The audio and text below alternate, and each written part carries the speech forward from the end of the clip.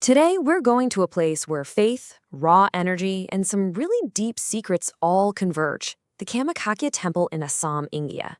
Seriously, this is a site that just completely challenges our understanding of worship and maybe even reality itself. And it's all built around some absolutely mind bending questions. So let me ask you this. Have you ever heard of a temple where the main deity is believed to menstruate every single year?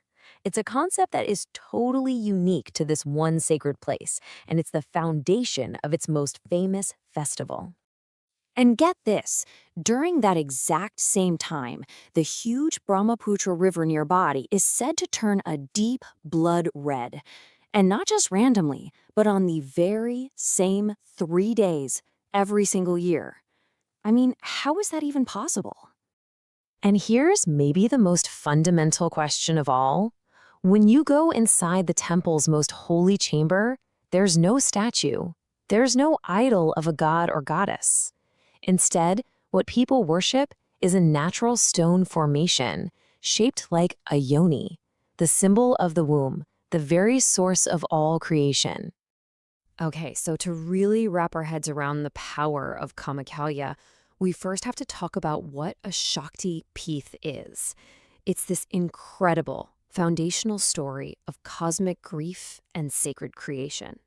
So the legend goes that after the goddess Sati died, a grief-stricken Lord Shiva carried her body across the universe, just lost in this inconsolable rage. To bring balance back to the cosmos, Lord Vishnu shattered her body into 51 pieces, and they fell all over the earth. Each spot became a Shakti Peeth, a center of incredible cosmic power. But Kamakhya is seen as the most potent of them all, because this is where her yoni, her womb, fell. It's revered as the literal origin point of all life. And to get to this inner sanctum, you don't climb up, you go down. You descend about 40 to 50 steps into this dark, damp underground cave. The air gets heavy, the walls are slick with moisture, and the only light is from these flickering oil lamps casting these dancing shadows everywhere. And in this cavern, you finally see it. Not some man-made statue, but a natural, reddish-brown stone with a deep fissure representing the yoni. But here's where things get really strange.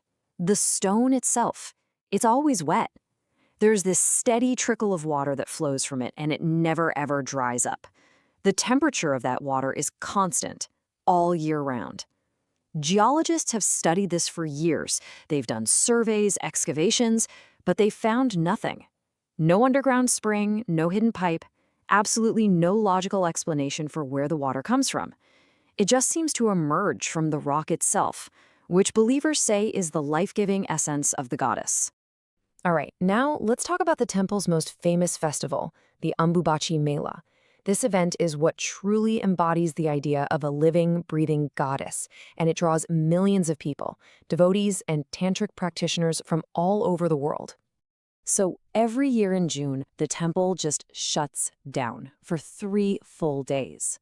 No bells ring, no prayers are chanted, nobody, not even the priests, is allowed inside the main sanctum. Why? Because it's believed the earth, personified by the goddess, is having her annual period.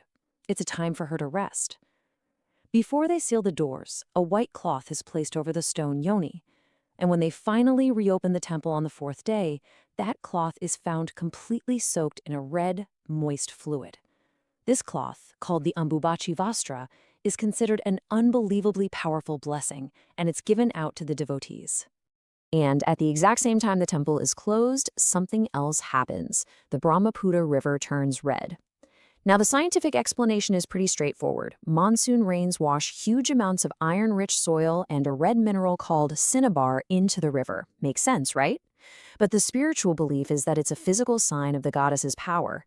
And here's the question that science can't quite answer. The monsoons are often going for weeks beforehand. So why does the river turn so vividly red only during these specific 3 days of the festival?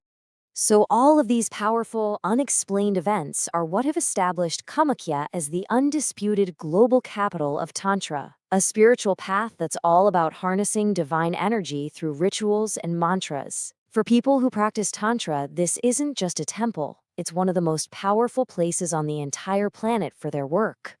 And this number is the key to why. 10. Kamakhya is the only place on Earth where all 10 of the Mahavidyas, the great wisdom goddesses of Tantra, from the terrifying Kali to the peaceful Kamala, are all believed to be living and active in one single spot.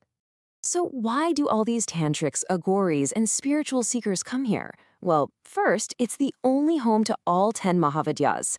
Second, it's believed to be surrounded by this invisible, protective circle of 64 yoginis, these powerful female spirits that just amplify all the spiritual energy. And third, practitioners believe that achieving siddhi, which is like a state of spiritual enlightenment or even supernatural power, is just exponentially faster here. The energy is so intense that rituals that could take decades somewhere else can supposedly show results in a fraction of the time. But, with this kind of immense power comes a darker side, a much more complicated history. It's full of stories about curses and sacrifice and secrets that you can still feel today. Okay, so back in the 16th century, there was this king, Narayan, who helped rebuild the temple. His head priest was so devoted that the goddess would actually appear in physical form for him during secret rituals. The king became obsessed with seeing her, and he forced the priest to let him spy on the ritual. So he hid, and he watched through a crack in the wall. But the second the goddess appeared, she sensed him. Enraged by the betrayal, she laid down a curse. The king, or any of his descendants who ever looked at her temple again, would be instantly destroyed. And they say that even today, descendants of that royal family will cover their eyes or use an umbrella to block the view whenever they pass the temple hill. Power like this, it needs to be appeased. Every single morning before the temple even opens for regular worship, there's a ritual sacrifice. And here's a crucial detail. Only male animals, goats, buffalo, pigeons, are ever sacrificed. Female animals are absolutely forbidden. The tantric belief is that the fierce side of the goddess absorbs that masculine energy that's released, and that this is vital for keeping the cosmic balance of the whole site in check. For centuries, there have been these whispers and legends about human sacrifice being part of the temple's ancient, more extreme tantric history. And while it's been officially banned for ages, something horrifying happened in 2019 that proved that shadow is still very much there. The decapitated body of a woman was found on the steps of a smaller temple inside the Kamakhya complex. And the police investigation concluded it wasn't a random crime. It was a ritualistic murder, complete with offerings and mantras done by some secret tantric group. So all of this, the biology, the tantra, the dark history, it brings us to one final and maybe the most important question of all. What exactly is Kamakhya? Is it just a temple, or is it something else entirely? And this is where faith and modern science start to sound weirdly similar.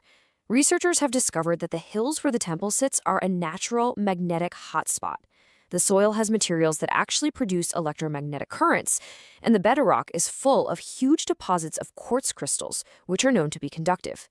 This has led some scientists to theorize that this spot isn't just a place of worship, but it's a kind of natural energy gateway, a place where the Earth's energies are just incredibly focused and powerful. So, what's the big takeaway here? Kamakhya isn't just one thing. It's a living mystery. It's a place where a biological cycle is worshipped as divine, where ancient faith seeks to harness cosmic power, and where modern geology offers a possible scientific reason for the intense energy that people have been feeling here for thousands of years. Which leaves us with one final thought to just kind of chew on. Is Kamakhya a place where some divine conscious power chooses to show itself through the laws of nature? Or is it a place where the forces of nature, the geology, the magnetism, the biology, are just so powerful and concentrated that for thousands of years, we humans have had no other way to explain it, except to call it divine? Maybe that answer is the ultimate mystery.